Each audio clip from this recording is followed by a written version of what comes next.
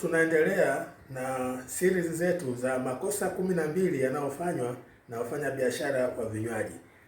Leo sasa tunaingia kosa la 5. Hilo kosa ni lipi? Kuwa nami mpaka mwisho. Kosa la 5 ni uuzaji wa vinywaji ambavyo vimepitwa na wakati, au wengine wanasema vya kizamani, ambavyo wateja hawavihitaji. Sasa hii ikoje? Kwanza, unauza bidhaa za vinywaji ambazo hawavihitaji tena wateja, yaani vimepitwa na wakati. Hilo ni tatizo.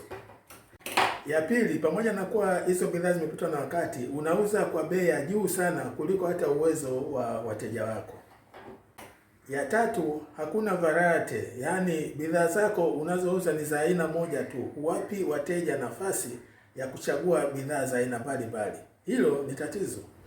Sasa upi ni ufumbuzi wa hilo tatizo la bidhaa ambazo zimepitwa na wakati? Namba 1, fuatilia mwenendo wa soko la vinywaji ambapo wewe ndio humo.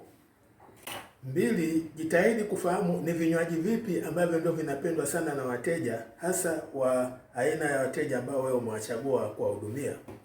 Mwisho ni swala la variety. Weka variety kwa maana wateja wawe na uchaguzi wa kuchagua.